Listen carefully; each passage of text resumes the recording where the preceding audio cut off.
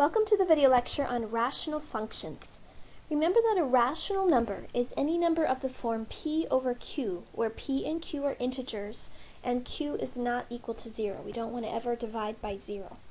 So if we talk about a rational function is also going to be in this fraction form, and it's a quotient of two polynomial functions. So a polynomial p of x divided by a polynomial q of x. And we would say that the domain of a rational function is all real numbers except where the denominator, q of x, might equal to 0. We're also going to say that a rational function is in lowest terms if p of x and q of x have no common factors. So in other words, we've canceled out any common factors and reduced it. And we say that a rational function is proper if the degree of the numerator, p of x, is less than the degree of the denominator, q of x. So let's explore these rational functions a little bit. We're going to talk a lot about how to graph them. So let's start with the most basic rational function that there is, 1 over x. And let's think about what the graph of 1 over x looks like.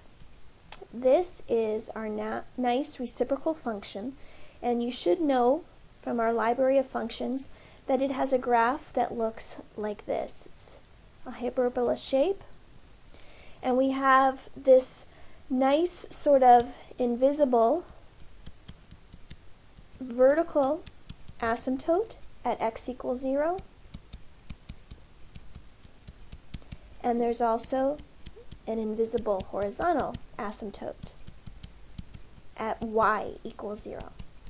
So what would be the domain of this rational function 1 over x? Remember, domain is x values. So what x values do I get to use on this graph? Well, I get to use everything except where this denominator is 0, right at x equals 0, and that's why we have that vertical asymptote there. So our domain is all reals except 0, and I'm going to use interval notation to show this. It would be minus infinity up to 0, and that's going to give you all these negative x's. I'm using a parentheses around the 0 to not include it.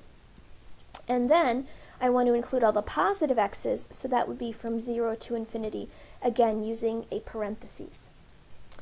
So notice on this graph, as x goes to 0 from the right-hand side, now this little notation right here is important. This means we're going to be looking at x's that are bigger than 0.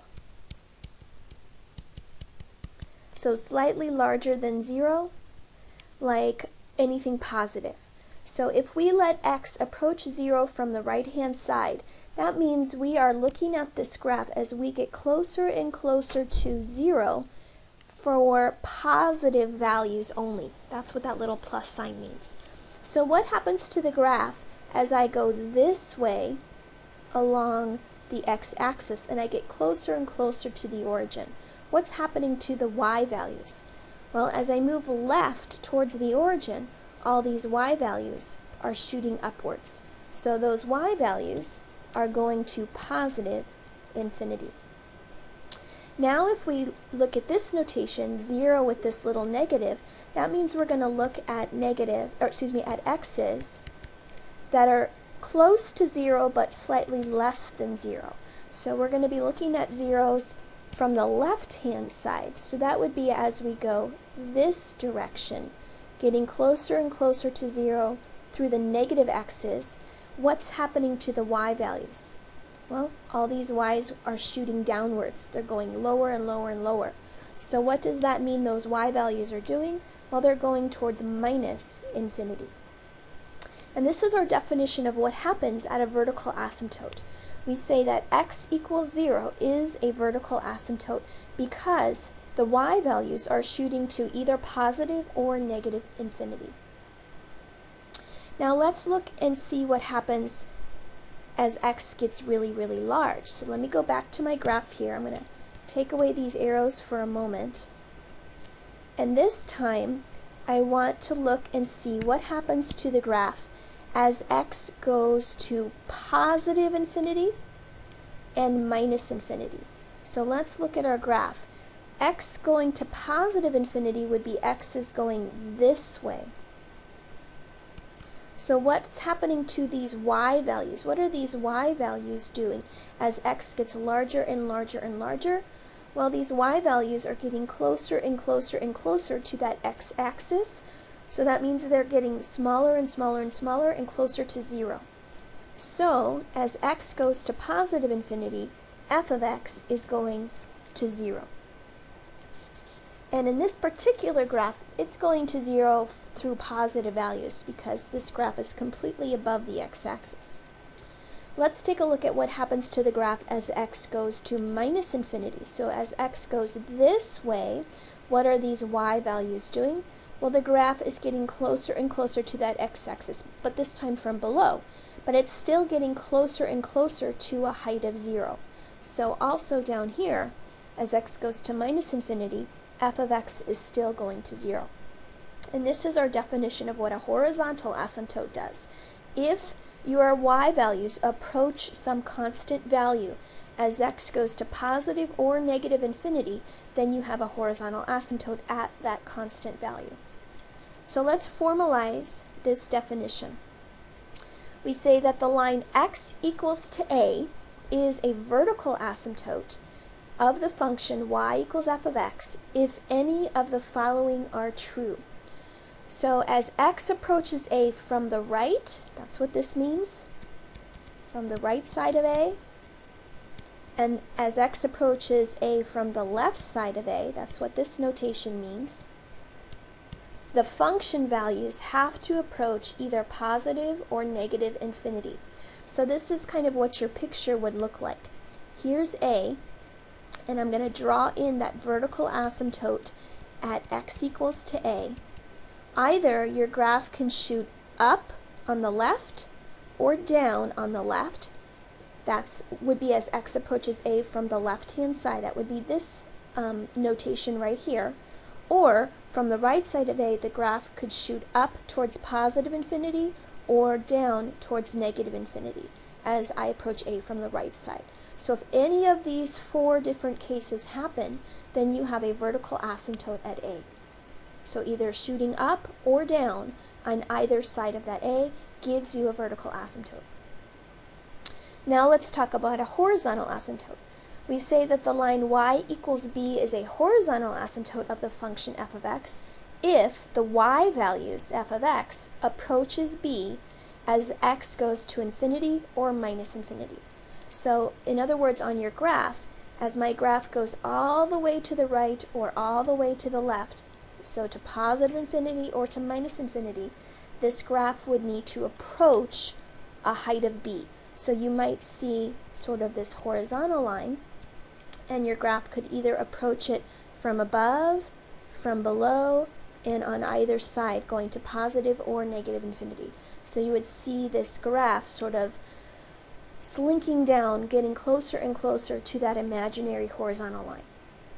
So one thing we're going to do in this video lecture today is talk about how to find all of these different types of asymptotes. Asymptotes are not officially part of the graph because they're these dashed lines that I've drawn in, but they do serve as an aid in sketching the graph, and they provide information about the way the graph looks. A horizontal asymptote is a special type of tail approximation. So sometimes the tails of a function will align with a slanted line, yielding a slant or oblique asymptote. So you might have a horizontal asymptote like we've just talked about, where your graph sort of slopes down and upwards, something like that. But we're also going to see examples where you have a dashed diagonal line, for example, where maybe your graph approaches at an angle. And that would be called a slant or oblique asymptote. So let's start with how to find vertical asymptotes. So to find vertical asymptotes for a rational function, you're going to find the values that make the denominator equal to 0, but not the numerator equal to 0. So how are we going to do that? Well, first what we're going to do, step 1, is to factor the numerator and the denominator completely. If any of these factors match, if they're the same factor on the top and the bottom, then the solutions of those factors will be holes in the graph, not asymptotes. If there's any factors in the denominator that do not match the numerator, then those solutions to those factors will result in our vertical asymptotes. So let's try some examples here. So here's my first function. I want to factor the numerator and the denominator as much as I possibly can. The numerator here is just an x. I can't factor that any further, but the denominator is a difference of squares. Now neither factor in the bottom matches the factor in the top, so I'm not going to have any holes in my graph. So all we have to do now is find out the solutions to these two factors. This is going to be positive 2, and this is going to be negative 2. So we would say that we're going to have vertical asymptotes at both of these values, and sometimes I might just write that as x equals plus or minus 2. Now how about the domain of this rational function?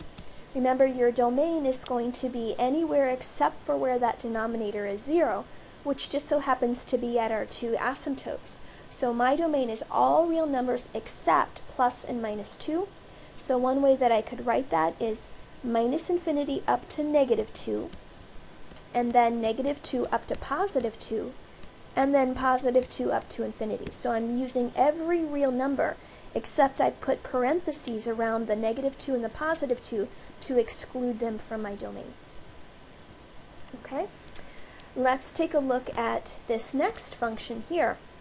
These are already factored, x minus 3 and x plus 4, and neither of the factors match, so that means we're not going to have any holes. So all we have to do is figure out where this denominator has a solution, and that would be at negative 4. So that means I'm going to have a vertical asymptote at x equals negative 4, and my domain is going to be every real number except negative 4. So minus infinity up to negative 4, union negative 4 up to infinity. Okay, the next example here, 3x over x squared plus 4. So if I look at this and I try to factor, the numerator is already factored. How about the denominator? Can I factor x squared plus 4? And in this case, it looks pretty close to a difference of squares, but it's not a difference, it's a sum. So in the real number system, which is what we're going to be working with here because we're talking about graphing, this does not factor. So what does that mean in terms of solutions? Where does x squared plus 4 equal to 0 in the real number system? And in our case, it doesn't, because x squared can't equal to a negative 4 in the real number system. There are solutions to this, but it would be plus or minus 2i, and we're not dealing with complex numbers when we graph. So in this case, because there are no solutions, that means we have no vertical asymptotes. There's no bad places. And because there's no vertical asymptotes and there's no place where this denominator is ever going to hit 0, we also have no restrictions on our domain. So our domain would just be all real numbers. There's nothing that we need to exclude. Okay, so let's take a look at the next example here. X squared plus 5x plus 6. So keep in mind here what we're talking about in this lecture. We're talking about rational functions. And when we have rational functions, to find out vertical asymptotes and also to think about the domain, we're trying to see where the denominator might hit 0. So if you look at this function right here, you have to understand that this is not a rational function because there's no denominator. It's just a quadratic function. And if you're not rational, you don't have a denominator, then your denominator won't ever equal to 0. So we don't have to worry about that ever happening, which means just like in the last example, we're not going to have any vertical asymptotes. And because there's no restrictions, our domain is going to be all real numbers again. So don't be fooled. Every problem is not necessarily going to have vertical asymptotes. You have to look for a denominator, and you have to find where that denominator could equal to 0, which sometimes doesn't happen. Alright, now we have this next example, and that denominator looks pretty messy. So we want to make sure and try and factor it first before we decide what our asymptotes are going to be. And because it's cubic, usually we have difficulty in factoring cubics, but this particular example has 4 terms in your denominator, which makes it a good candidate for grouping. So I'm going to group those two and these two together. The first two have an x squared in common, and that would leave me with an x minus 3. And these two have a 4 in common, but I'm also going to pull out the negative so that what I'm left with is a positive x and a negative 3. I need a negative 3 so that minus 4 times minus 3 gives me back plus 12. I needed to pull out that negative so that the signs on these two expressions match. Now that those are the same, I can pull out that x minus 3, and I would be left with this x squared minus this 4. And that factors some more because that's a difference of squares. So I can keep factoring it. I need an x minus 2 and an x plus 2. So there's our denominator. None of those factors match the one on the top, so we don't have any holes. And the solutions here would be 3, 2, and minus 2. And that means we have 3 vertical asymptotes at x equals 3 and plus or minus 2. And what would our domain be? Well, our domain would be all real numbers except those 3 numbers. If you want it to be really fancy and use interval notation, it's going to get a little messy because we have to leave out 3 numbers, but it would look like this. Minus infinity up to the smallest one, which would be negative 2, and then negative 2 up to the middle number, which would be positive 2, and then 2 up to 3, and finally 3 up to infinity. Okay, let's look at the next example here. We want to factor that denominator, so I'm going to get x minus 3 on top, and I'm going to get x minus 3, x plus 3 on the bottom. Now this is our first example where we see 2 factors on the top and the bottom that match. So these two could essentially cancel out, making this function, this f of x, equivalent to the function 1 over x plus 3, if we were to reduce it. However, there's one slight difference between the original function and this new function, this reduced function, and that's the fact that I do have a hole at x equals 3. So anytime there are 2 factors on the top and the bottom that match, you can cross them off to get a reduced rational function, but in your final graph, and we'll see how to do this later on, you'll want to show a hole at the solution of that factor, so in this case at 3. So we have a hole at x equals to 3. What about the vertical asymptotes? Well, the vertical asymptotes are going to be wherever or whatever factors were left over that didn't match. So in this case, the leftover factor was this x plus 3, so we're going to have a vertical asymptote at negative 3. Now what about our domain? Normally we just exclude out whatever our vertical asymptotes are, but this one we also had a hole at 3, which makes it undefined. If you were to take 3 and plug it back into this original function, you would be dividing by 0. So we want to exclude both negative 3 and positive 3 from our domain, because both of them would make this become undefined. So our domain would be minus infinity up to negative 3, union negative 3 up to positive 3, union 3 up to infinity. Okay, one last example here. Let's go ahead and factor these as much as we possibly can. They're both trinomials, so I'm just going to do reverse FOIL. I need an x and an x, a 2 and a 1, and I'm going to need that 2 to be negative and the 1 positive to get a minus 1 in the middle. And I'm going to need an x and an x here, and if I make this 4 and 1, then I need the 4 to be negative and the 1 to be positive, so that I get a minus 3 in the middle. So these two factors match, meaning that I'm going to have a hole at x equals negative 1. This is the only factor left in the denominator, so that means I'm going to have a vertical asymptote only at x equals 4. So we have a vertical asymptote at x equals 4. We have a hole at x equals -1, and our domain is going to need to exclude both of these numbers because both of them would cause you to have a 0 in the denominator. So this would be -infinity up to -1, union -1 up to 4, union 4 up to infinity. So anytime you're trying to find vertical asymptotes, factor the numerator and the denominator. If there's any factors that match, those will cause a whole. Any leftover factors that don't match on the top and the bottom, wherever that denominator factor equals 0, that's going to be your vertical asymptote. Now let's switch gears and talk about how to find horizontal asymptotes.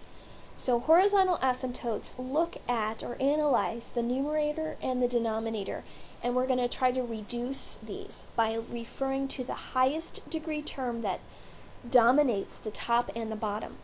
And if we look at that ratio of the highest degree on top over the highest degree on the bottom and reduce that, we're going to get one of these three cases each time. Either you're going to get some constant a times x to the n in the numerator when you reduce, and this will cause us to have no horizontal asymptote. Or if the two degrees match, we'll get just some constant c, which will result in a horizontal asymptote at y equals c.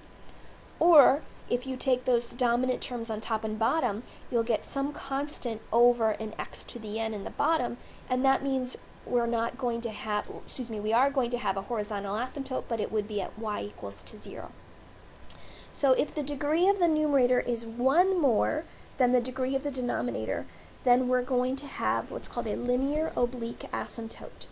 If the degree of the numerator is 2 more than the degree of the denominator, then we're going to have what's called a parabolic oblique asymptote. To find these, what we would do is rewrite the function as the quotient with a remainder, and the equation of these oblique asymptotes would just be y equals whatever your quotient is. So that's a lot of information. Let's actually practice doing this and you'll get the hang of what I'm actually talking about here. So here's our first function. If you want to find the horizontal or oblique asymptote, the first thing that you're going to want to do is take a look at the dominant term or the highest degree term in the numerator over the highest degree term in the denominator.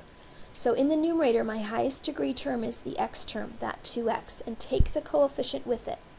In the denominator, my highest degree term is also the x term. Taking the coefficient with it would be a -x. So all we're going to do is take the ratio of that 2x over that -x, and in this case, the x's will cancel out exactly, leaving me with just a -2. And if you get a constant like that, that's this case 2 up here. So we do have a horizontal asymptote, and it's horizontal, so its equation would be y equals whatever constant you ended up with. So this graph has a horizontal asymptote at -2. Now why is it that I can just look at the dominant terms on the top and the bottom? How come I can disregard the 5 and the 3 on the top and the bottom as well? The reason is because, by definition, horizontal asymptotes are looking at what happens as x gets really, really big or really, really small. In other words, what happens as x goes to infinity or -infinity. And if you think about this, if x is getting really, really large, which of these two terms is going to be more important? 2 times something really, really large, or just 5?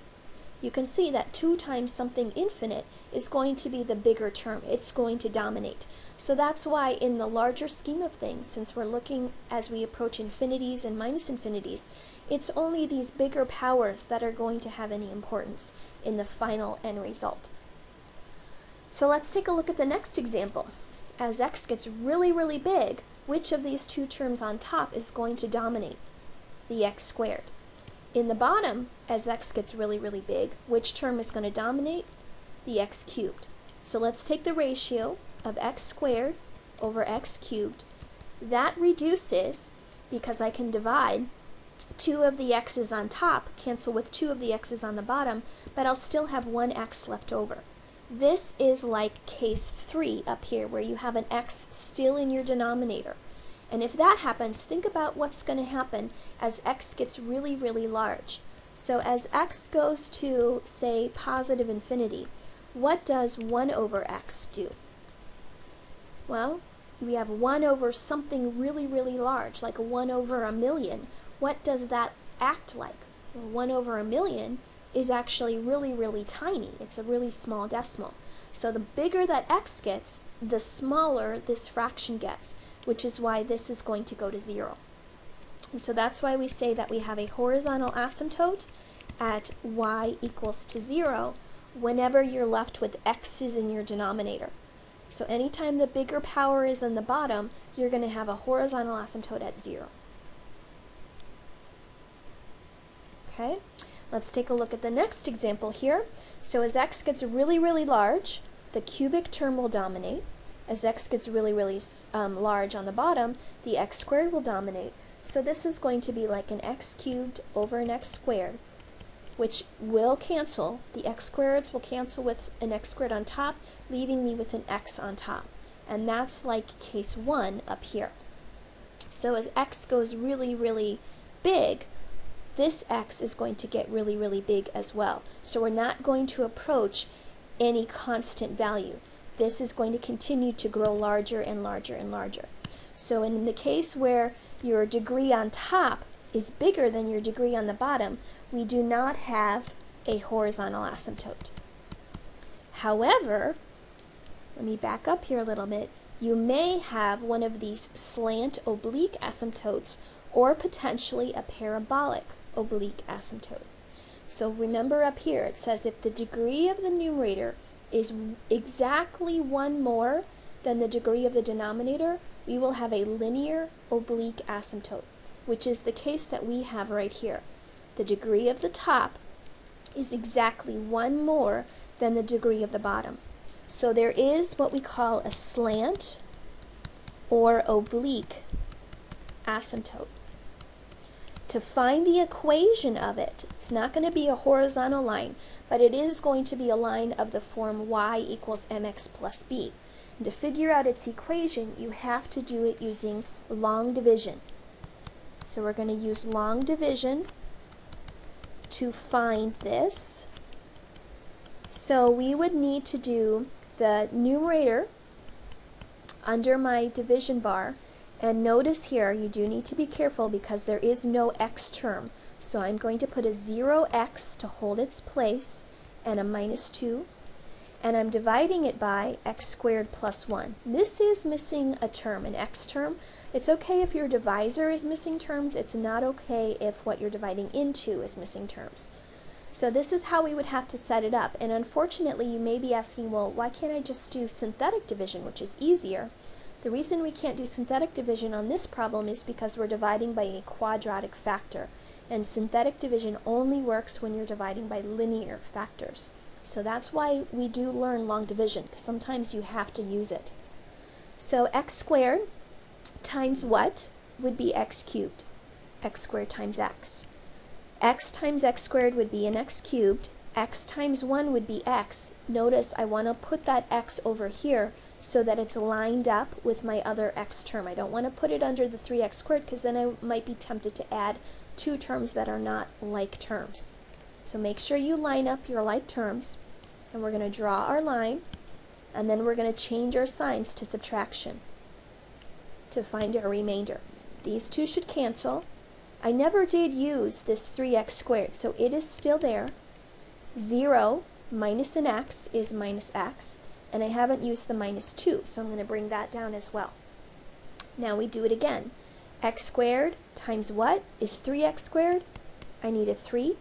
3 times x squared is 3x squared. 3 times 1 is 3. Make sure you put it underneath the other constant. Draw your line. Change your 2 signs, in this case to subtraction.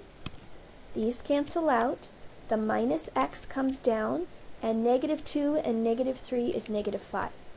Now I can't divide any further because the degree down here is a first degree, but I'm dividing by an x squared. So the degree down here is smaller than my divisor. That means I can't go any further. So technically the answer to this long division would be x plus 3 for that quotient right up here, plus a remainder of negative x minus 5 over that original divisor x squared plus 1. And it turns out we're going to call this y because the equation of our slant or oblique asymptote is going to end up being just the quotient part, not the remainder. So I'll show you why in just a moment, but for our final answer here, the slant or oblique asymptote will have as its equation y equals x plus 3. Okay, so it's always y equals whatever your quotient is after that long division. Now how come the remainder doesn't matter? Well, look at what's going to happen to it as x gets really, really large. This will dominate on top, negative x. This will dominate on bottom, x squared. And if we reduce that, that's acting like a negative 1 over an x. And as x goes to something really, really big, like infinity, 1 over something infinite goes to 0. So in the remainder, that remainder is going to 0, so the part that's going to dominate is just that quotient part, and that always happens. So that's why you can disregard your remainder when you're doing these slant or oblique asymptotes, and it's just the quotient that gives you your answer. So let me summarize just a little bit about these first three cases we had. If the degrees on the top and the bottom are equal, like our first example, you're just going to end up with a constant, and your horizontal asymptote will be y equals that constant. If the degree on top is smaller than the degree on the bottom, then that will reduce to something of the form 1 over x or 1 over x to a power, and that will always go to 0. So if the degree on the top is smaller than the bottom, your horizontal asymptote will always be y equals 0.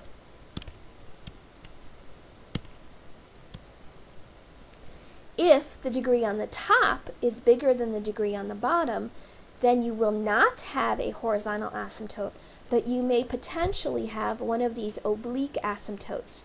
And to find it, you need to do your long division, and your answer will be y equals the quotient, whatever you end up with up here. Okay, so if the degrees are the same, you get a constant. If the degree on top is smaller, you get 0. If the degree on top is bigger, you get no horizontal asymptote, but you might have a slant or oblique asymptote. Alright, let's take a look at this example here. So on this one, what's going to dominate on top would be the x to the 4th. What dominates on the bottom is that x squared, and that reduces to an x squared. And that is going to be just like our last case in that we don't have a horizontal asymptote at all because the degree on top was bigger. However, you might have an oblique asymptote. In this example, the degree on top is exactly 2 more than the degree on the bottom. And when that happens, we get what's called a parabolic oblique asymptote. So we're going to end up with an equation that instead of being linear, like the last one was on our slant or oblique asymptote, we're going to end up with a quadratic asymptote. So how do you find it? Well, you're going to find this oblique asymptote by doing long division again. So we're going to look for its equation by taking this numerator, x to the 4th minus 5x cubed. There's no x squared, so I need a 0. There's no x, so I need a 0, and then my constant, and I'm dividing all of that by x squared minus 3x. So I'm going to take x squared times x squared will give me x to the 4th. If I distribute that, x squared times x squared is this x to the 4th. X squared times a minus 3x would be a minus 3x cubed, and I'm lining up my like terms. Draw my line, change my signs. So this becomes a minus, this becomes a plus. So these cancel out. Negative 5 plus a 3 is a negative 2x cubed, and I'm going to bring down my 0x squared, my 0x, and my 2, and I'm going to do it again. So x squared times what will give me negative 2x cubed? I need a minus 2x. So minus 2x times x squared is minus 2x cubed. Minus 2x times minus 3x is positive 6x squared. Draw my line, change my signs, and then add down. These cancel out. I'm left with a negative 6x squared plus a 0x plus 2. And I'm going to keep going here again one more time.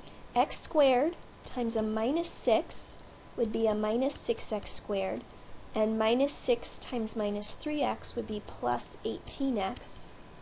Draw my line, change my signs, and I get these to cancel out, and I get a negative 18x plus a 2. And I can't go any further because this is degree 1, but my divisor is degree 2. So that means this is going to be my remainder, which will go to 0 as x gets really, really large. So you can disregard the remainder, and that means our equation is going to be this quotient right here set equal to y. So our oblique asymptote will be y equals x squared minus 2x minus 6. So when the top is exactly 2 degrees higher than the bottom, you'll get a quadratic asymptote. When the top is exactly 1 degree higher than the bottom, you'll get a linear asymptote. Okay, now that we've talked all about asymptotes, we're going to finish off this lecture by doing a lot of graphing. So we're going to put all this information together and talk about how to graph rational functions. So there's a lot of steps involved, but the first thing you're going to want to try to do is factor completely the numerator and the denominator. The zeros of the numerator will become our x-intercepts. The zeros of the denominator will either lead to our vertical asymptotes or potentially some holes in our graph. You do want to make note of the multiplicity. Okay? If you have a 0 that has even multiplicity, then your graph will not change sign in the vicinity of that intercept or that asymptote. In other words, if it's an intercept, you're going to bounce off. If it's an asymptote, then you're going to go up, up on both sides or down, down on both sides of that asymptote. And we'll see examples of this in just a moment. If the 0 has odd multiplicity, then you will change sign. So either your intercept will pass through instead of bouncing, or your asymptote will go up, down on either side. So we're going to factor everything completely first, find those intercepts, find those asymptotes, find those holes.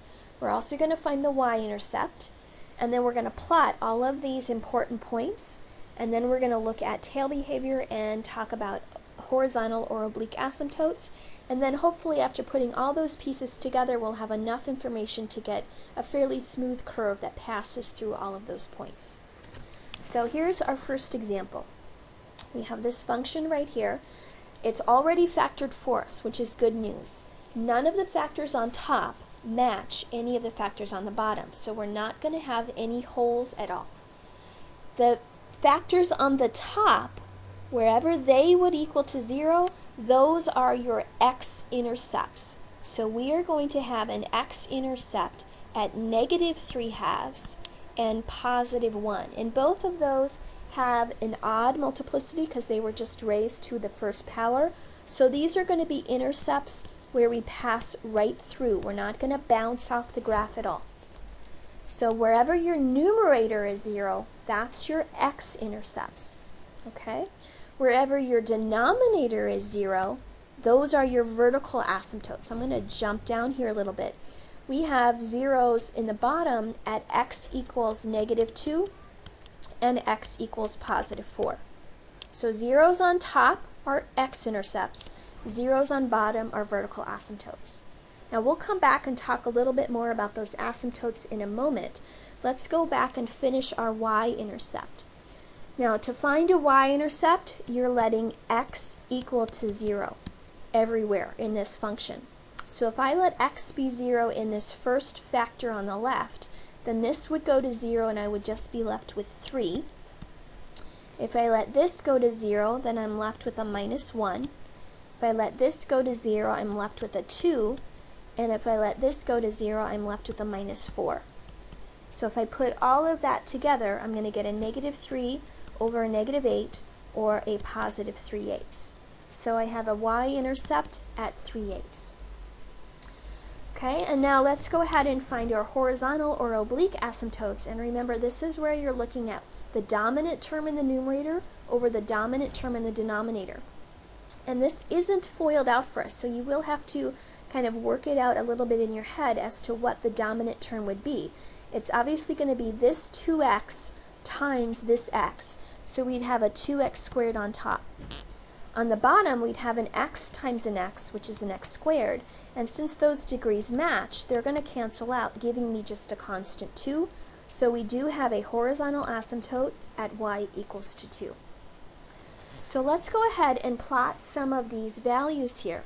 We know that we have an x-intercept at -3/2, so that's going to be a dot on my x-axis. And we also have a dot at 1 on the x-axis. We have a y-intercept at 3/8, which is close to a half, so I'm going to put a dot at about a half on the y-axis.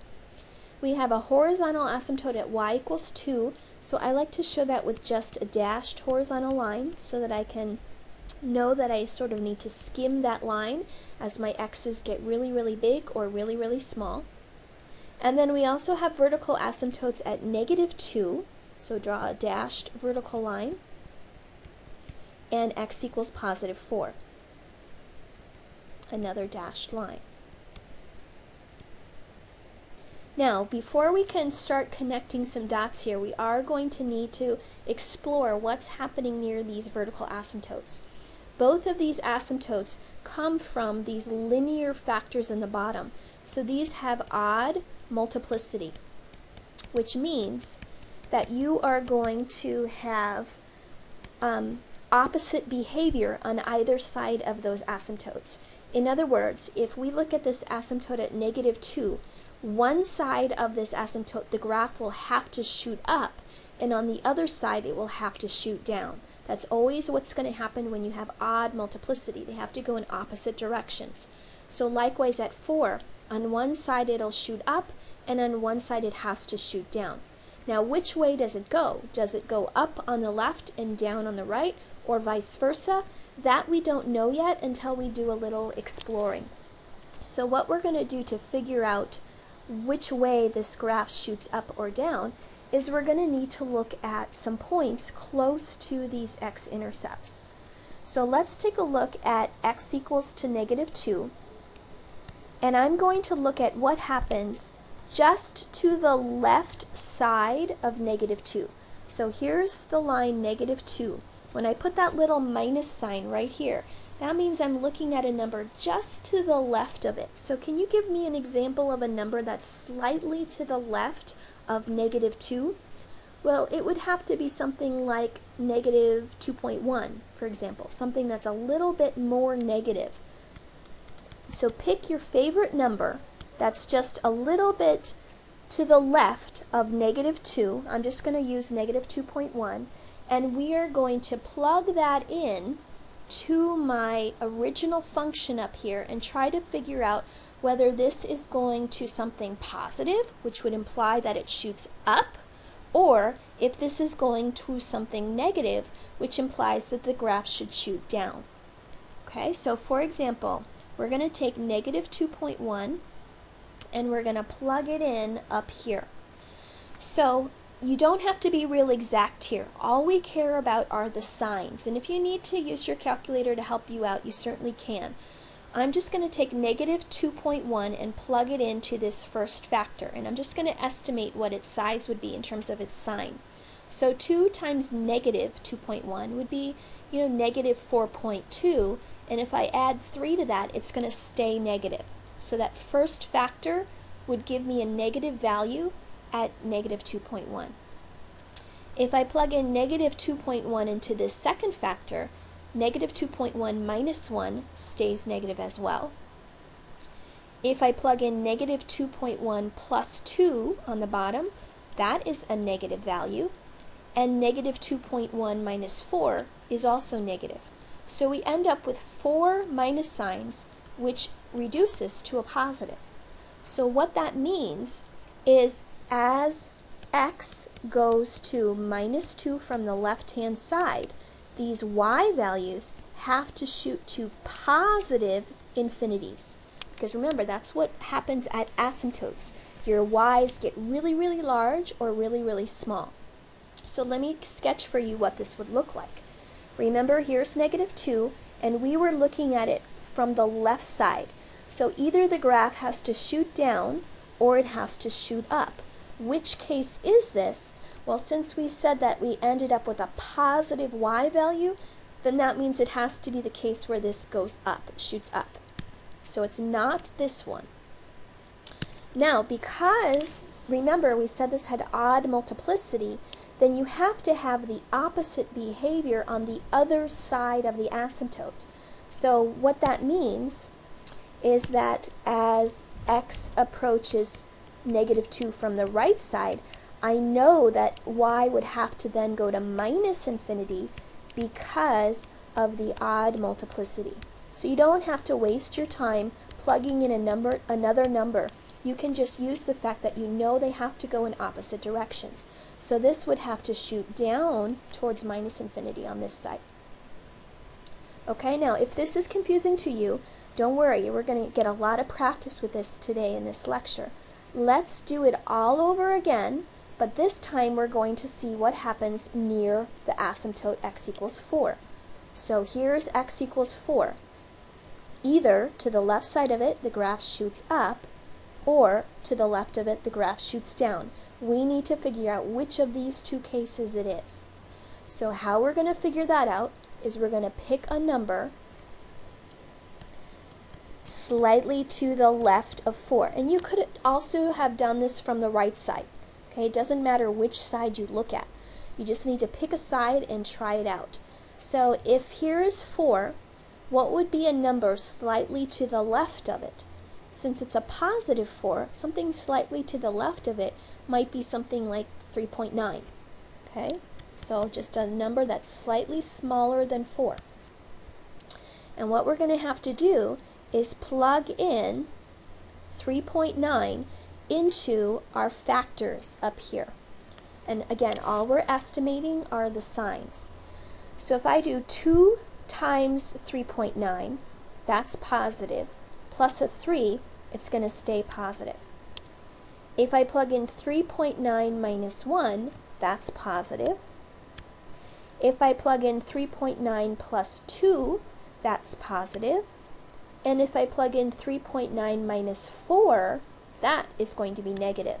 So if I look at all 4 of those signs, that reduces to a negative, which means that as x goes to 4 from the left-hand side, these y's need to go to negative infinities. So here's x equals 4. When I'm coming from the left-hand side, I need to be going to minus infinities, which means I need to be going down. So this is the right direction that I need to be going on that left-hand side. So I'm going to erase the part that goes up. That was not the correct direction. Because 4 was a linear factor, then that means as x goes to 4 from the right-hand side, then we have to do the opposite. So y would have to go to positive infinities if we're coming from the right-hand side of 4. So here's the right-hand side of 4. I have to be shooting up on the right side. And that's because it was odd multiplicity. So now we're ready to kind of connect all of our dots as best we can. Whoops.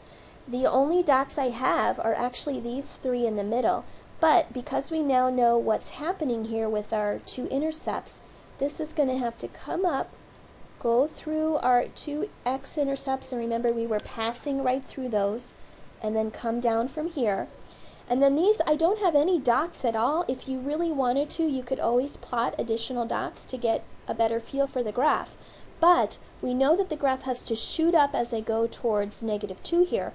What we haven't used yet is this asymptote, and that is what's going to determine what the graph does as I go all the way to the left. As x goes to minus infinity, I have to level off at a height of 2. And likewise, as I go to positive infinity this way, I have to level off to a height of 2. So there's my complete graph putting all those pieces together. Okay, let's go ahead and try another example. So here we have x plus 1 over x plus 2 times x minus 4. So first thing we're going to do is try to find the zeros of the numerator and the zeros of the denominator. Notice again that none of the factors on top and bottom match, so we don't have to worry about any holes. The zeros of the numerator are going to result in our x-intercepts. So this is going to happen at -1, and it's an odd multiplicity because it's degree 1, so it's just going to pass right through.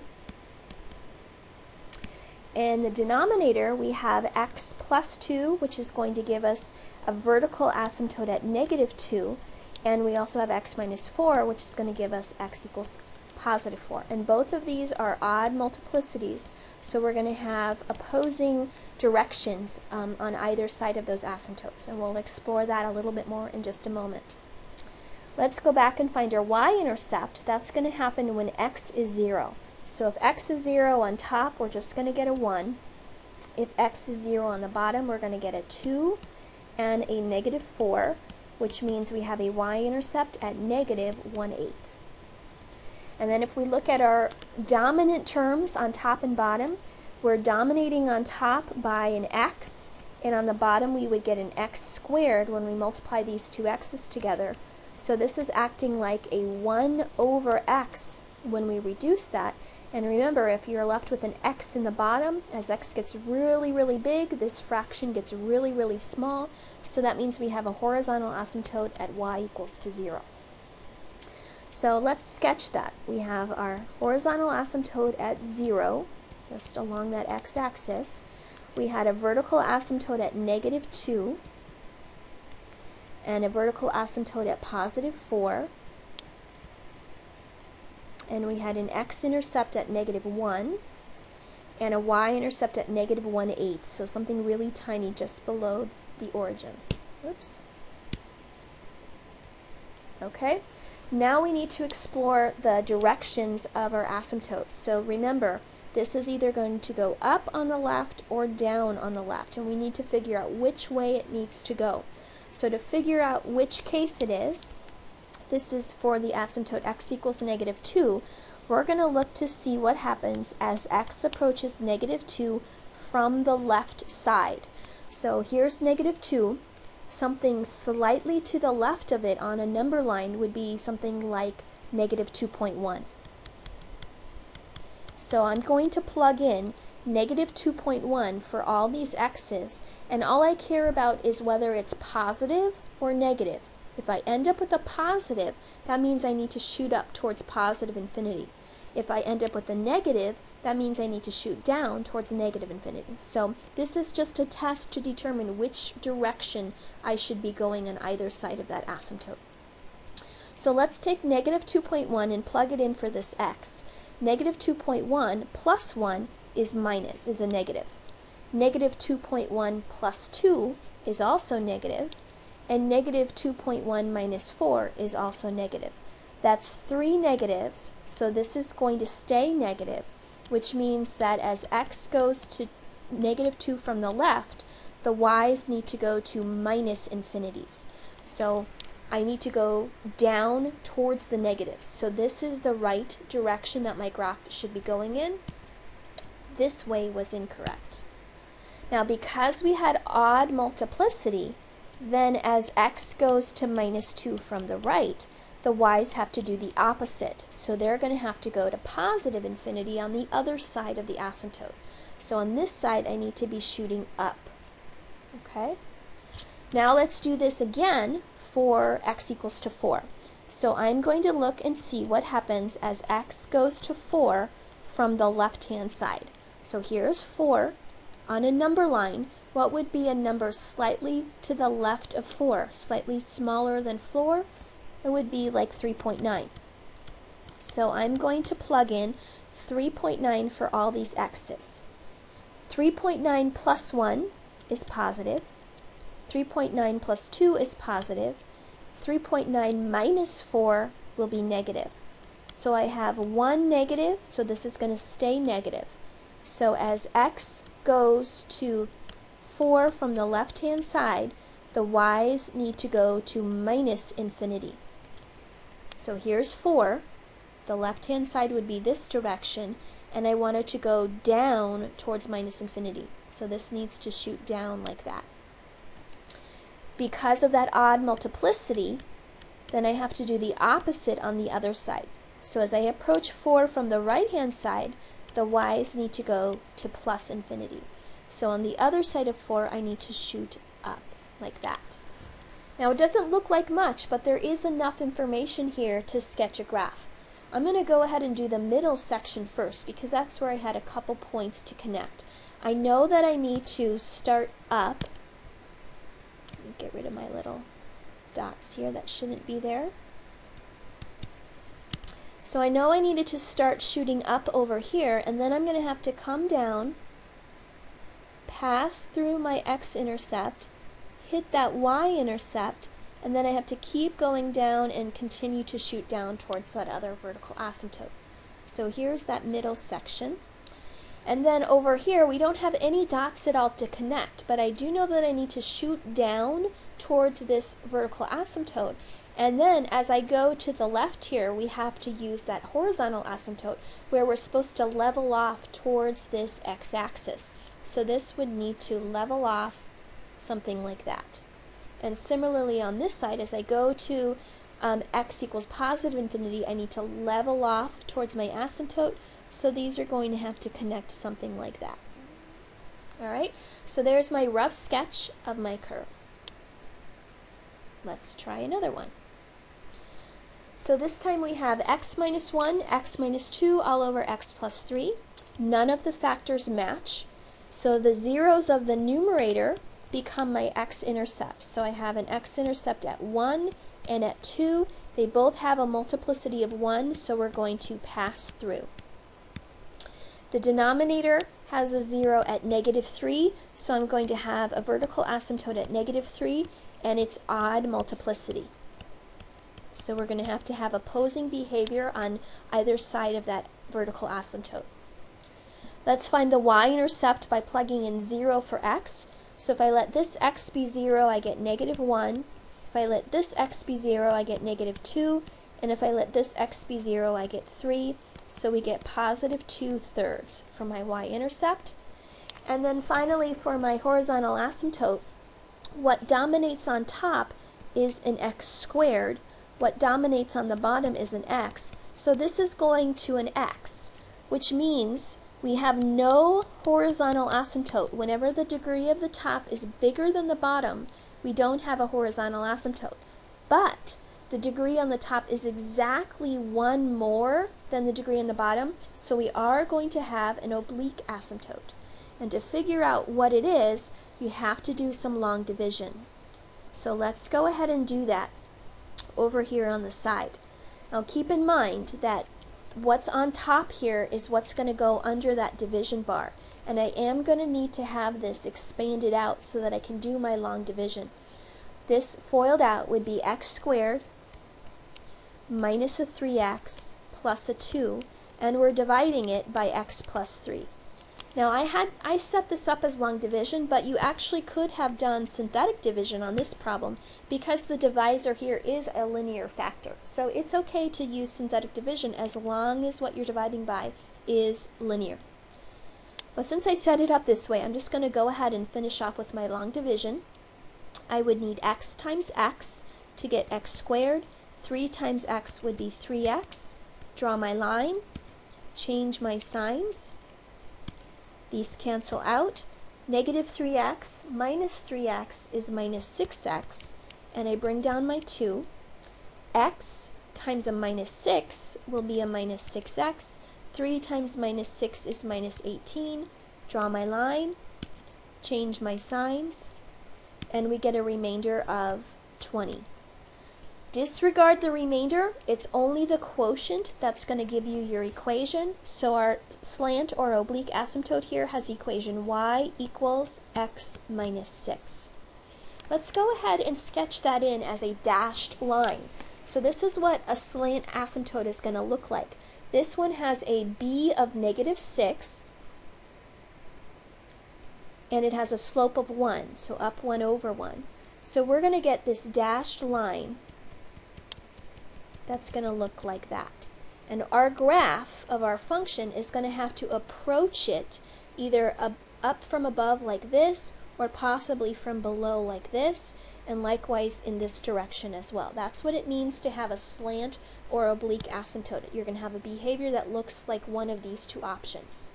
And we'll have to figure out which way it's going to go by looking at some of the other points involved. Let's also plot our vertical asymptote, which was at -3. And I think I'm going to have to erase my work here so that we have room to see what's going to happen. And let's plot our x-intercepts at 1 and at 2. And we had a y-intercept at 2/3. Okay, now the one thing we haven't looked at yet that we still need to consider is the behavior around this vertical asymptote. Should it go up to the left or should it go down to the left? So let's look at what happens as x approaches -3 from the left-hand side. So if this is -3, something to the left of it on a number line would be something like -3.1. So we're going to go back to our function up here, and I'm going to plug in -3.1 for all these x's. So -3.1 minus a 1 is going to stay negative.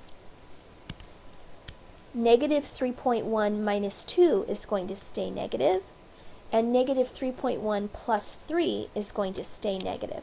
So 3 minuses stay minus, so that means as x goes to -3 from the left, the y's need to go to -infinity as well. So we want to be shooting down on the left-hand side of this asymptote. So this part down here is the correct direction. This one up here is incorrect. Because of the odd multiplicity, as I approach -3 from the right, I need to do the opposite. So y is going to have to approach positive infinity. So if here's -3, the right-hand side would be this side, and I need to be shooting up. And that was my only vertical asymptote. So we're ready to try and start connecting our points. We know that this one is shooting up, but it's going to have to come down here and hit my y-intercept, pass through my 2 intercepts, so it's going to have to pass through again and come back up again. And then this is where that oblique asymptote comes into play. We want to hit or go through our x-intercepts, and then after that, as x gets more and more positive this way, we're going to slowly have to approach that diagonal asymptote. Now this one's a little trickier to see, and it's hard to see because it's off your graph, so don't forget to look over here what's happening. But on this one, what we would need to see is that as I go more to the left, as x goes to -infinity values, as I move this way, my graph has to level off and start to sort of imitate the direction of that diagonal line. So my graph is just going to look sort of like this little U shape going down.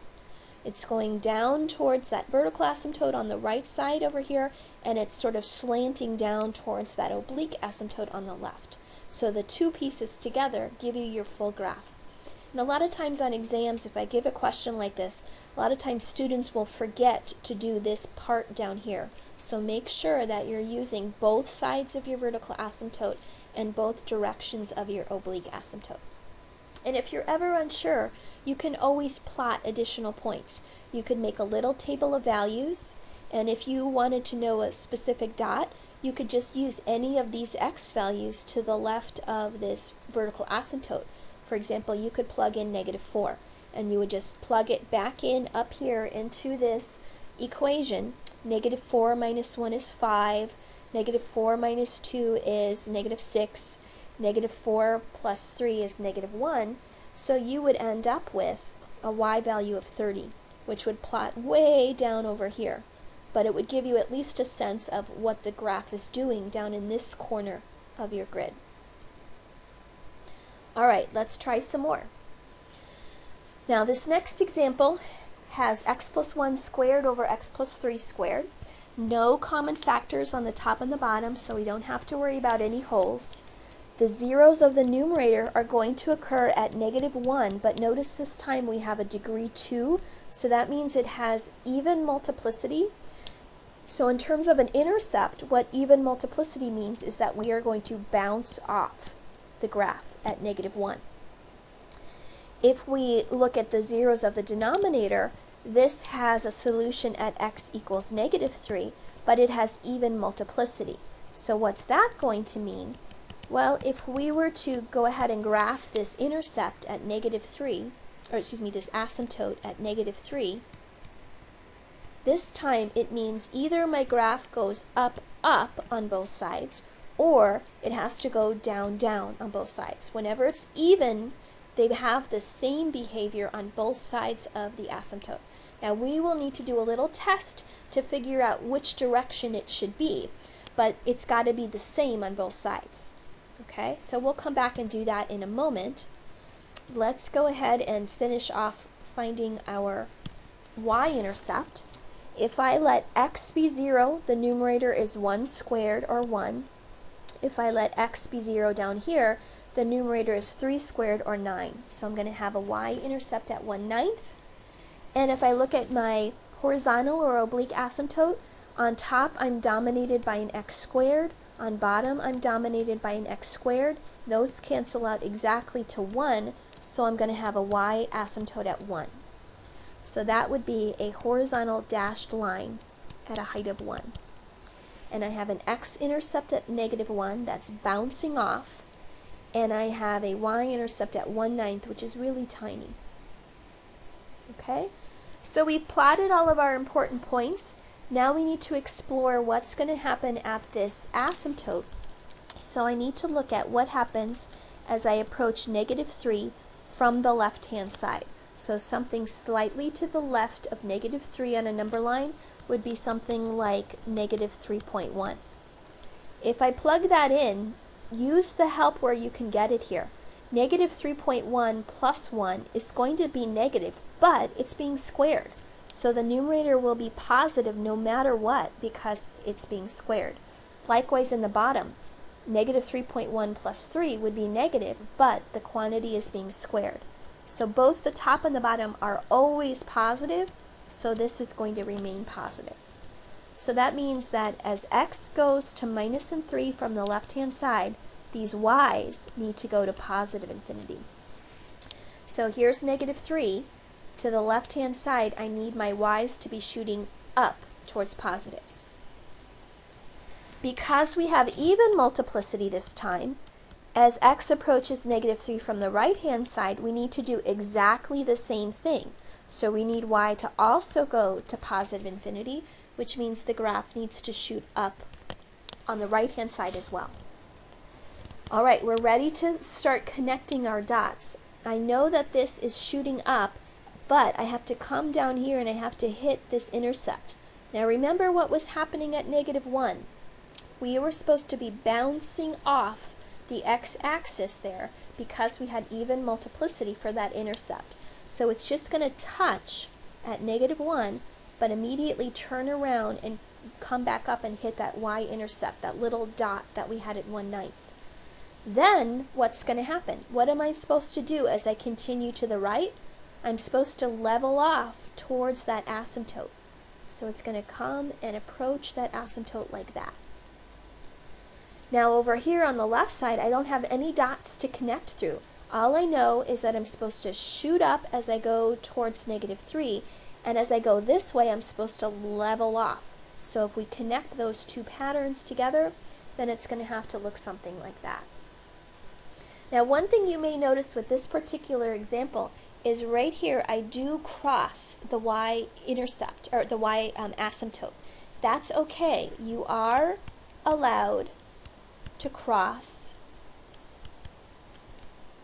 horizontal asymptotes. You just have to make sure that in the extremes, as you get really, really big this way and really, really negative this way, that you're approaching that horizontal line. You are not allowed to cross vertical asymptotes.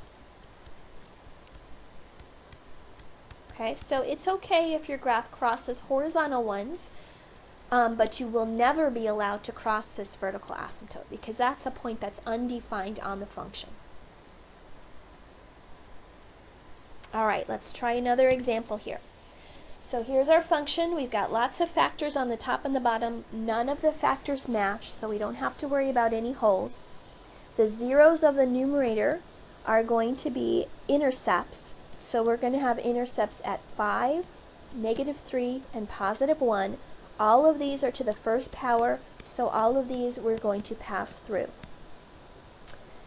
The zeros of the denominator happen at -4, which is an odd multiplicity, and x equals -2, which is an even multiplicity. So we need to either be up, up for -2 or down, down for -2. And for -4, we're going to be up, down, or down, up. And we'll have to figure out which way it is in a little bit. Let's find our y-intercept by plugging in our zeros. So on top, we're going to get that -5 if I plug in 0 for x. Then I'm going to get a 3, and then I'm going to get a 1. And on bottom, we'll get a 4. And if I plug in 0, I'll get a 2 squared. So it looks like we're going to get -15 on top. 2 squared is 4. 4 times 4 is 16. So -15/16. And then for our horizontal asymptote, on top we have an x times an x times a minus x. Don't lose that coefficient. So the top is dominated by a negative x cubed. On the bottom, we have an x times an x squared, which is an x cubed. So these will cancel out to -1. So we're going to have a horizontal asymptote at -1. So let's sketch that in. We had a vertical asymptote at -4 and a vertical asymptote at -2. We had intercepts at 5, 5 is over here, 5, -3, and +1. And we had a y-intercept at -15/16, which is almost -1, so just a little bit above -1. Okay, now let's figure out what our vertical asymptote behavior is going to be like. So we need to look at what happens close to that -4. So I'm going to look at what happens as I approach -4 from the left-hand side. So something just to the left of -4 would be something like -4.1. And I'm going to plug it into each of these factors. So -4.1 minus a 5 will be negative. -4.1 plus 3 would be negative. And 1 minus a -4.1 becomes plus because you get a double negative. In the bottom, -4.1 plus 4 is negative. And this quantity for the second factor in the bottom is squared, so that's always going to be positive no matter what. So we get 3 negatives total, so this is going to stay negative. So as x goes to -4 from the left-hand side, the y's need to go to -infinity. That means I need to shoot down on the left side of -4. So here's -4, I have to shoot down. Because we have odd multiplicity, that means on the right side of -4, I have to do the opposite. So I have to go up towards positive infinity.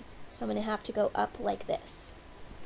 Okay, so we know what's happening around the -4. Let's see what happens as I approach -2.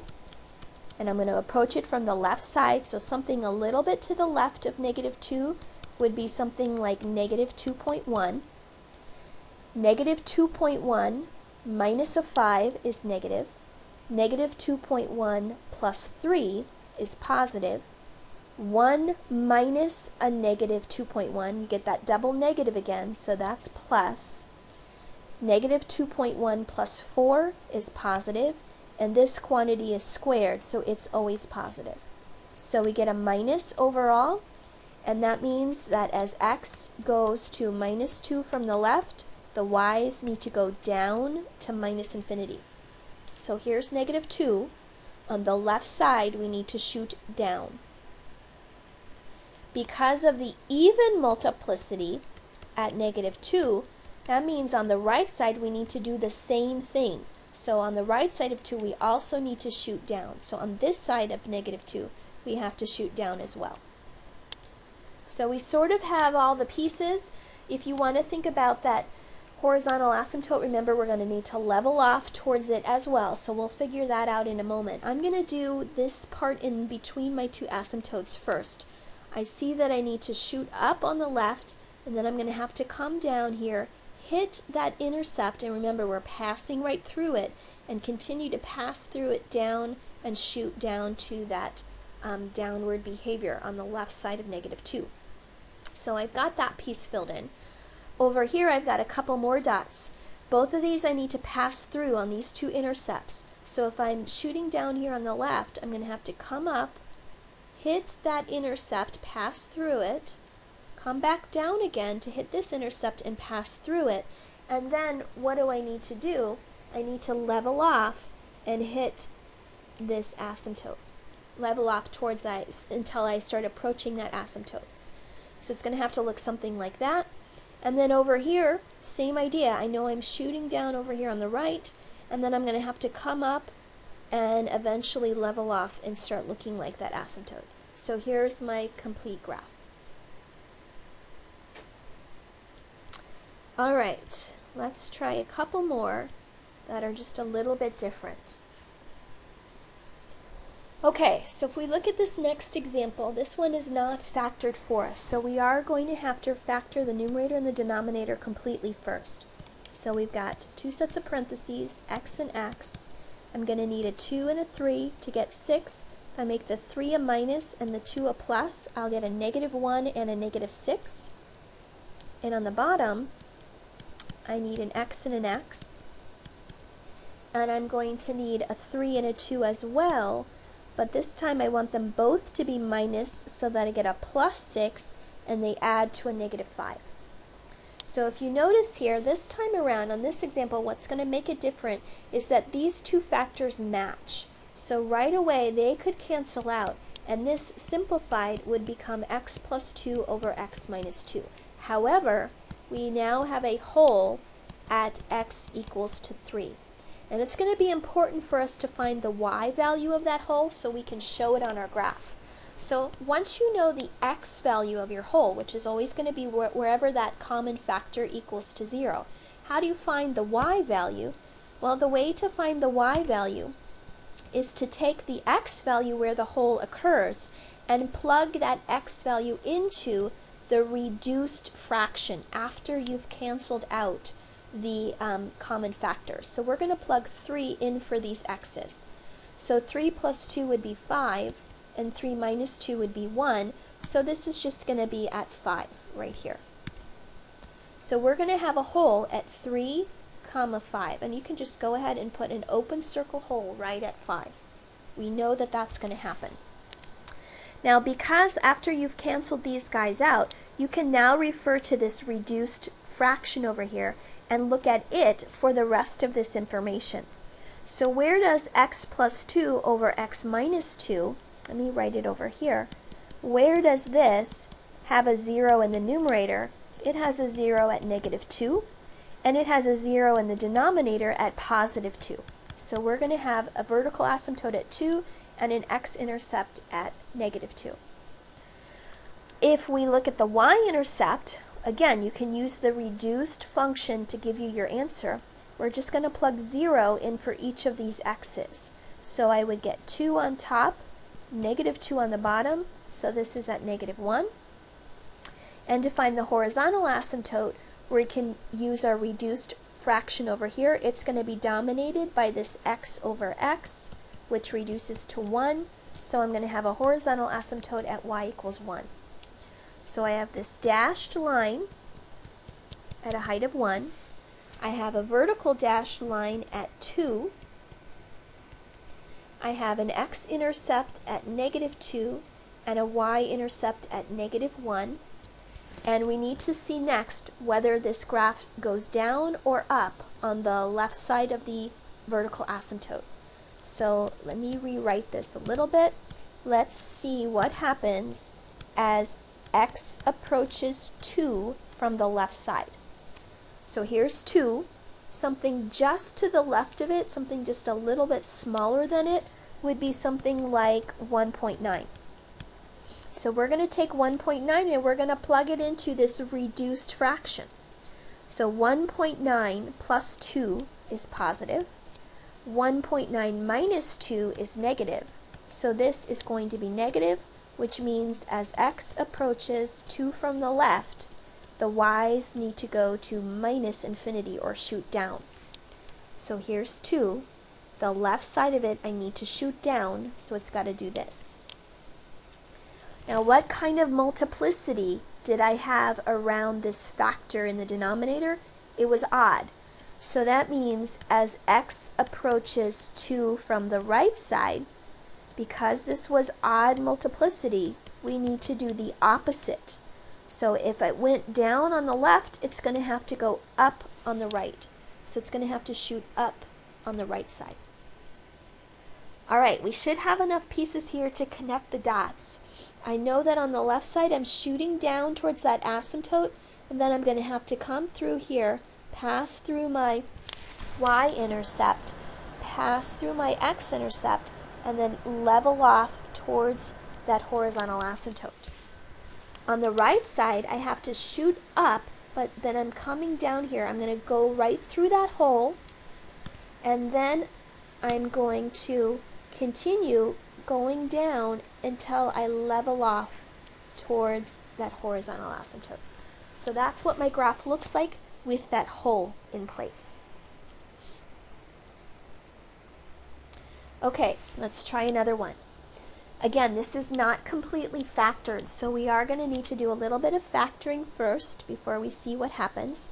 Let me factor this numerator piece. We need an x and an x, a 3 and a 1. We need the 3 to be minus and the 1 to be plus, so we get a -2 and a -3. And then for the denominator, we're going to need an x and an x, a 3 and a 1, and I need them both to be minus, so I get a -4 in the middle. So what matches?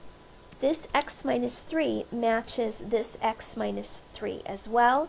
So what would be left, the reduced fraction, would be the x plus 1 and the x minus 5.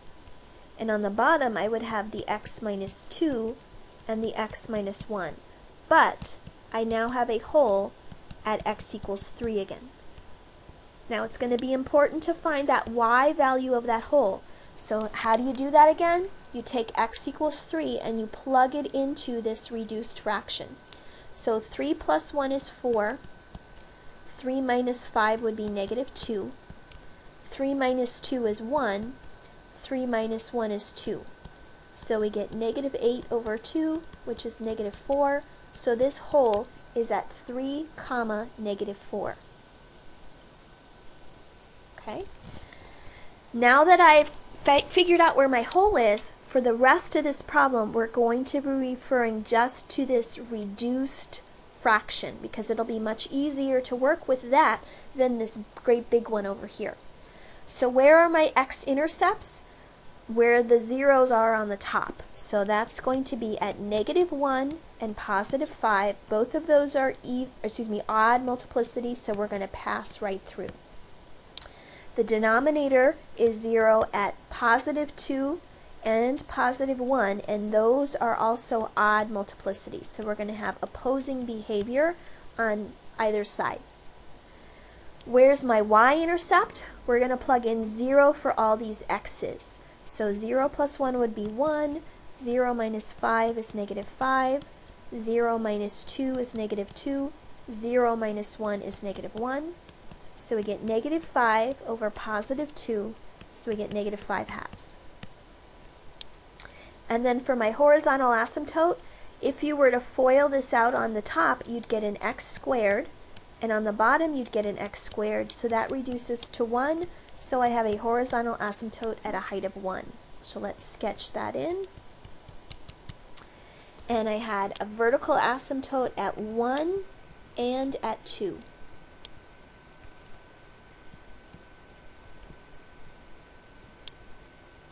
And I had an x-intercept at -1 and +5. And a y-intercept at -5 halves, which is -2.5. Okay, we need to explore the behavior around that asymptote. So let's take this vertical asymptote 1, and let's see what happens as I approach 1 from the left side. So something just smaller than 1, so something like 0.9. So if I look at 0.9 and I plug it in for all these x's, 0.9 plus 1 is positive, 0.9 minus 5 is negative, 0.9 minus 2 is negative, and 0.9 minus 1 is negative. So I get 3 negatives, which is going to stay negative. So as x goes to 1 from the left, the y's have to go down towards minus infinity. So I need to go down on the left side.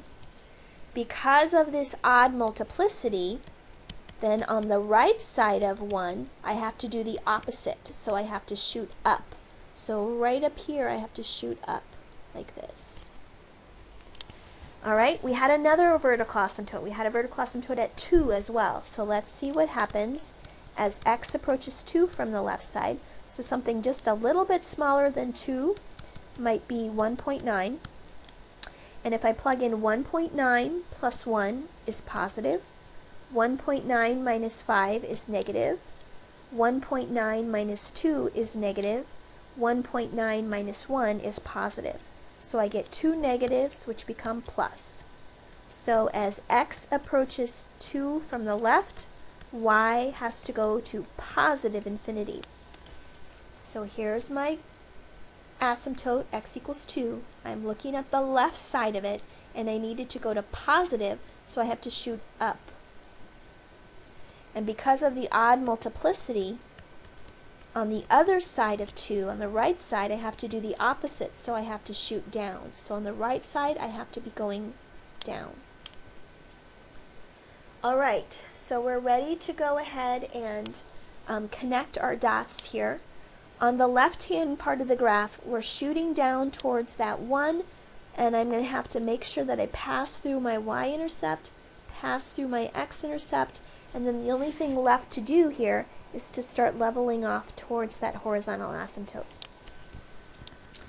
In the middle, in this little skinny little stripe here, there's no intercepts, so this isn't going to go all the way down to that x-axis and touch down.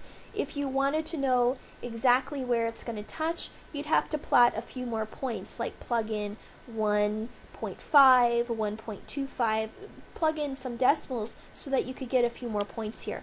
But for the purposes of our graph, I know that I'm going to be shooting down, but then eventually I'm going to have to shoot back up again so that I approach that vertical asymptote correctly from both sides of those two asymptotes. So it's going to have to look almost like a parabola in between. Then on the other side of x equals 2, I was shooting down, and I'm then approaching that hole, and then I'm going up towards this last intercept, and the only thing left for me to do is to level off towards that horizontal asymptote.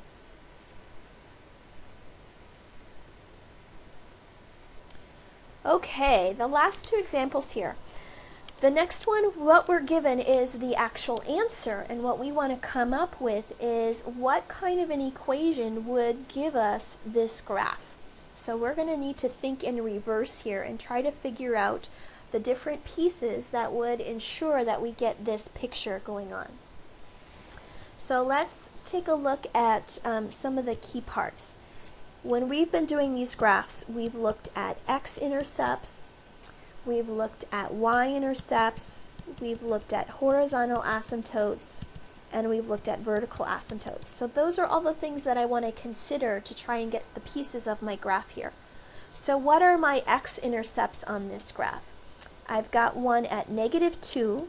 Notice here, and this is important, that it bounces off at -2. So that means we're going to need an even multiplicity around our -2 factor. We have another intercept over here at 5. And this one is odd because it passes right through. And those are my only two x-intercepts. My y-intercept is down here at -2. And my horizontal asymptote is at y equals to 2. And my vertical asymptotes, I've got one at -5 and one at +2. So we want to try to put all the pieces together and try to get this graph back again. So remember that to get x-intercepts, those come from the zeros in the numerator. So if I want to get a 0 equal to -2, then that means I'm going to need to have a factor of x plus 2. But because it was a bounce, I'm going to need an even multiplicity on it, so I might put a square on it to make it even. To get an x-intercept of 5, then I would need to have a factor of x minus 5 in the numerator.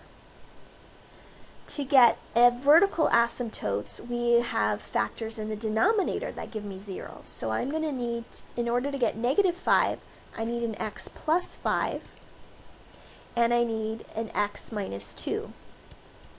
Now I forgot to look at my multiplicities on those, so let's back up and look at our two intercepts. At negative 5, is this an even multiplicity or an odd multiplicity? And the way that you tell is by the behavior. On the left side, I shoot up. On the right side, I shoot down. If it's opposite behavior like that, then that means it's odd. So I can leave this as a first degree. If I look at 2, on the left side I shoot down, and on the right side I shoot down. You're only the same on both sides if you're an even multiplicity. So around that x minus 2, I might need to put a square. Now let's check out our horizontal asymptote as well. If I look at my horizontal asymptote, I need it to be 2. And if this was my function, would I get 2 for an answer? Let's check. I would get an x squared times an x, which would be an x cubed. And on the bottom, I'd get an x times an x squared, which would be an x cubed. Is that going to reduce to a 2? No. I need to have a coefficient of 2 up here, maybe on top, out front, so that I would get these to cancel out and give me just 2. So far, now we have the right horizontal asymptote, we have the right vertical one, we have the right x-intercepts. Let's just check our y-intercept. So if we plug in 0 for our x's, we're going to get 4, which will cancel with this 4. And if I plug in 0 for these x's, I'll get a minus 5 and a plus 5, which cancels to a negative 1. So let me just show you a little bit more carefully if I did that too fast. If we plug in our zeros, we're going to get this 2 on the outside. 0 plus 2 squared is a 4. 0 minus 5 is a negative 5. On the bottom, 0 plus 5 is 5. And 0 minus 2, quantity squared, is 4. So the 4's will cancel, the 5's will cancel, and I'll be left with this negative and that 2. And that's exactly what I wanted my y-intercept to be. So we got all the pieces to match, so this is my rational function. Okay, let's try our last example, and this is a word problem. So here we have an application of rational functions. We've done a lot of graphing, but you might ask, well, why do we need to know about rational functions? And the reason you might need to know about them is because there are a lot of things in real life that are modeled by rational functions, by things with fractions in them. So let's take a look at this example here. It says, find the dimensions of a cylinder of minimum cost if the cylinder is to have a capacity of 500 cubic centimeters, and the cost factors are as follows. The top and bottom of the cylinder cost 5 cents per square centimeter, and the lateral surface area costs 2 cents per square centimeter. So we're talking about a cylinder. Let me draw it. And the important dimensions in a cylinder are obviously the radius and the height. And this is an optimization problem because we're trying to find the minimum cost. So when we do these sort of optimization problems, we like to have what's called our objective function, the thing that we're trying to maximize or minimize, and in this case we're trying to minimize cost. So we're going to need a cost function here. And then we also want to have something called the constraint.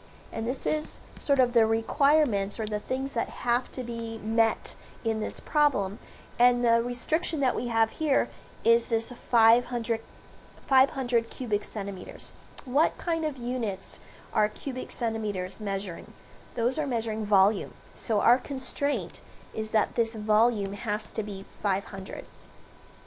So let's write out a couple of formulas here. Hopefully you remember what the formula for the volume of a cylinder is. It's just the area of the bottom, which is the area of a circle, pi r squared, times the height. So the area of the base times the height becomes your volume, and that needs to equal 500. So that's our constraint.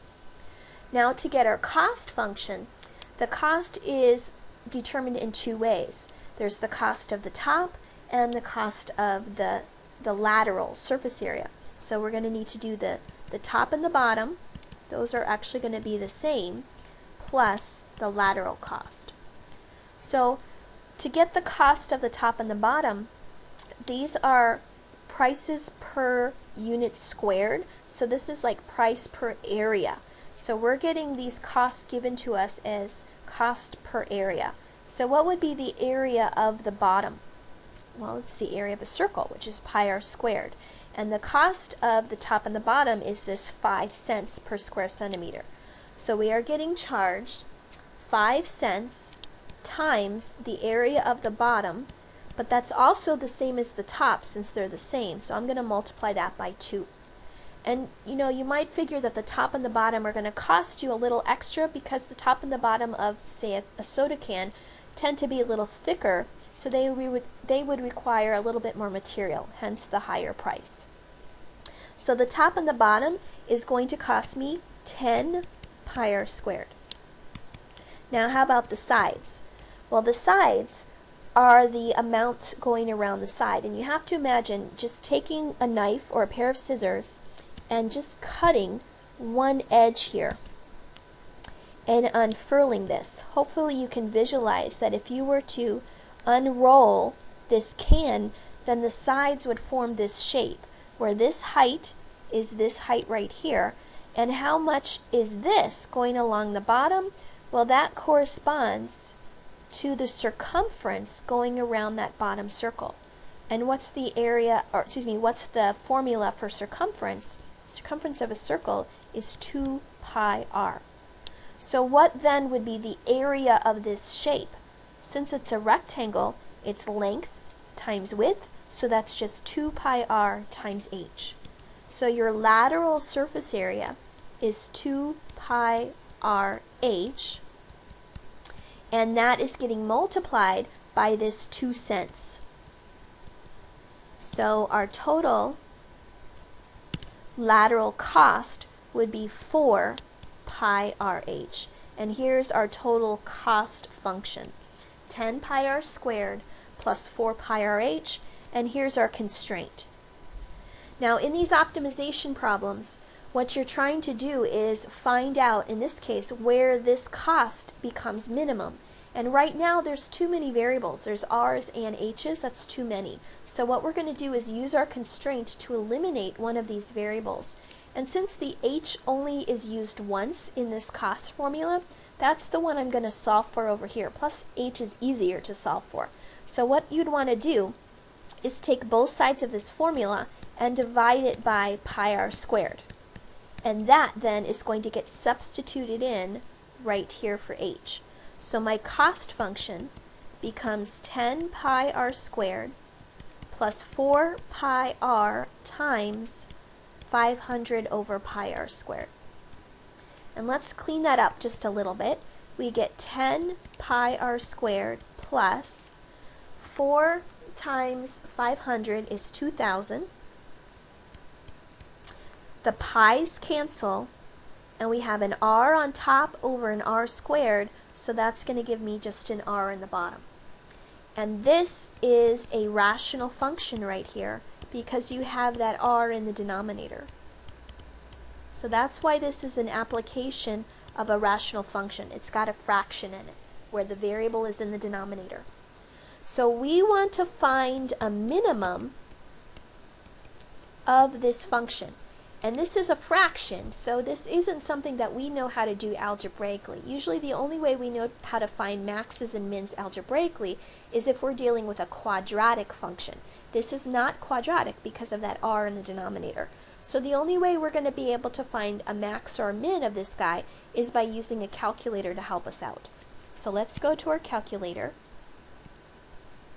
and we're going to need to type into our y equals this cost function. So 10 pi, I'm going to have to use x here instead of r, so 10 pi x squared plus 2,000 divided by x. And I'm going to start with the standard window, but chances are we're going to have to modify that.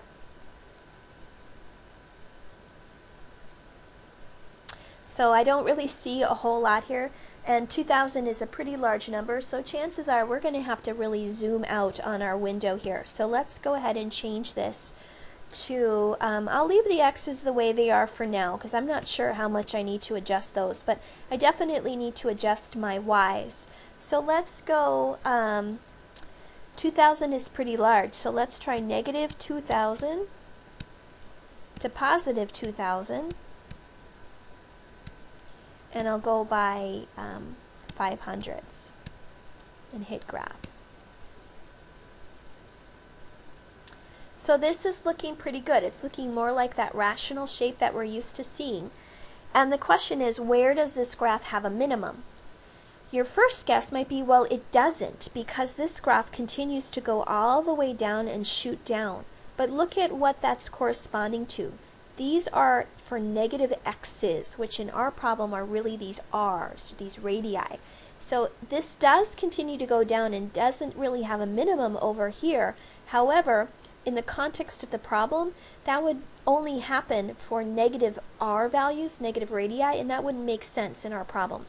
So really the only part of the graph that we want to be looking at are the positive radii, which would be over here, and there I do see a min.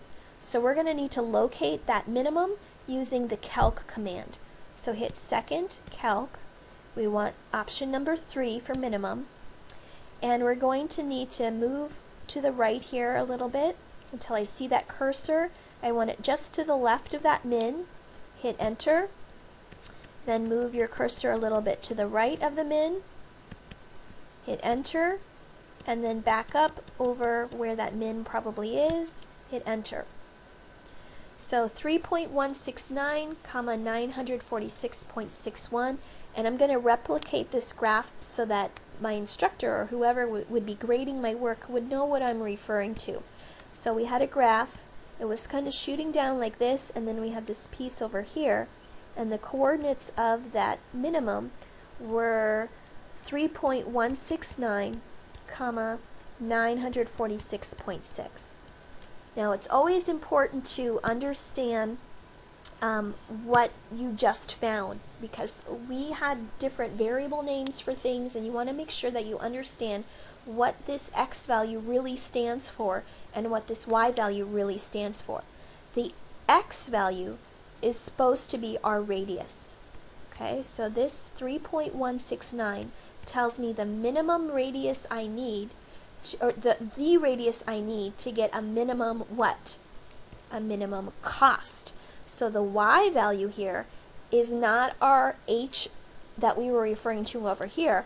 This y value is our cost. So this is the minimum cost that we would incur by using a radius of 3.169. What is the question actually asking for? It wants the dimensions. So we already know what our radius needs to be. Our radius is this 3.169, and the units on it would have to be centimeters because that's what I was using in the problem. The other dimension that would be important to know would be this height h. So how do you find the height? Well, if we know what the radius is, we can plug in this radius for r into our constraint, and that will tell us how to find h. So I'm going to go back to my calculator, go to my home screen, and oops, I don't know if I can show it all here, but we're going to need to do 500 divided by, use parentheses, pi times this 3.169 squared, and hit enter. So my height is about 15.848. And that would also be centimeters. So the dimensions that I need to minimize the cost of this cylinder would be a radius of 3.169 and a height of 15.848. Alright, good job. This was a long lecture with a lot of information, so read through it carefully and practice that graphing. Good luck. This concludes our lecture on rational functions.